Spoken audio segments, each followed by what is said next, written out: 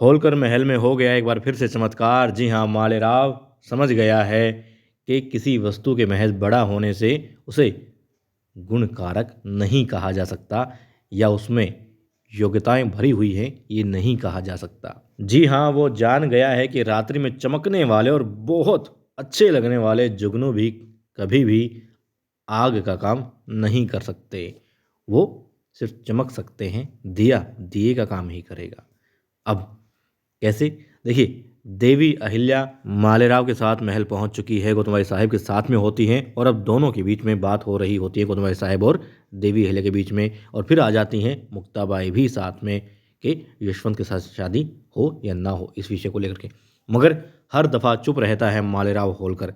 जब देवी अहिल्या यशवंत के गुण गा रही होती है तब भी, और जब गोताबाई साहिब उसे गरीब कह रही होती हैं तब भी, और जब मुक्ताबाई कहती है, और सिर्फ कहती नहीं बल्कि एक तरीके से आरोप ही लगा देती है देवी अहिल्या पर कि उन्होंने कभी उनको, मुक्ता और माले को, अपनी संतान समझा ही नहीं। वो कहती दादा सही कहते हैं, आपने कभी हमें अपनी संतान समझा ही नहीं, सदैव हमें प्रयोग किया है।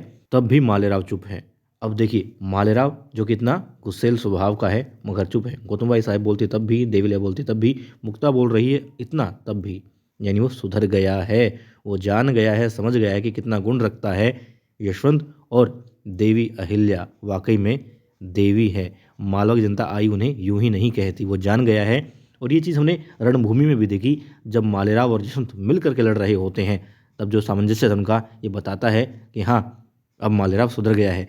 और जब यशवंत कहता है उन स्त्रियों के बारे में जो कि दुश्मन थी, लेकिन वो कहता है कि नहीं, सही सलामत इनके घर तक हम छोड़ देंगे, क्योंकि बेशक दुश्मन है मगर स्त्री है, और स्त्री चाहे कोई भी हो आयुष्मान ही होती है।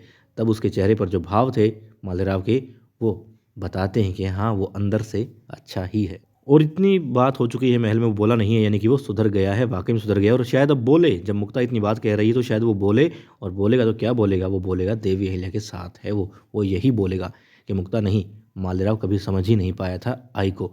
आई ने तो सदैव हमारा हित ही चाहा है, खुद की जान पर खेलकर मालेराव की जान बचाई है, उसके लिए जीना चाहा है, उसके लिए मरना चाहा है, वो जान चुका है। यानी कि कुल मिलाकर के यहाँ पर चमत्कार हो चुका है, अब मालेराव सुधर चुका है।